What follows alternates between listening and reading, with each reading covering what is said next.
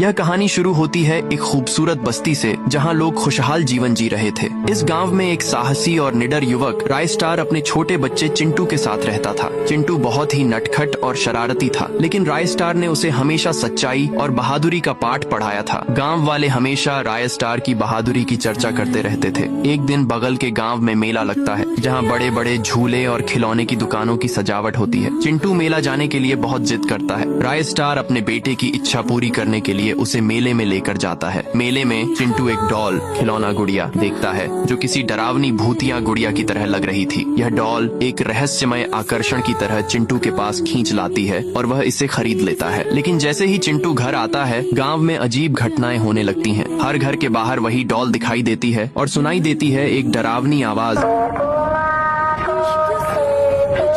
जैसे कोई चुड़ैल गांव में आ गई हो। गांव के लोग डर के मारे धीरे धीरे गायब होने लगे और रहस्यमय तरीके से उनके शरीर के पास वही डॉल पाई जाती थी। रायस्टार को कुछ समझ नहीं आता कि यह सब क्या हो रहा है। रात में आवाज गूंजती।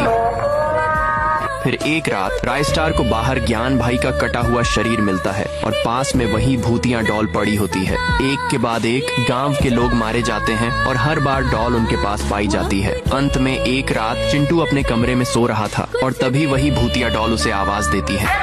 डॉल चिंटू को मार डालती है। अगले दिन रायस्टार को चिंटू का मरा हुआ शरीर मिलता है और वह बेहद दुखी हो जाता है। रायस्टार तय करता है कि वह इस भूतिया डॉल से बदला लेगा, लेकिन यह कोई आसान काम नहीं था। वह गांव छोड़ देता है और कई सालों बाद अमावस्या की रात वह उस गांव में वापस आता है जहां भूतिया डॉल की काली छाया ने पूरे गांव को निगल लिया था। अब उस गांव में एक खौफनाक खेल शुरू हो चुका था,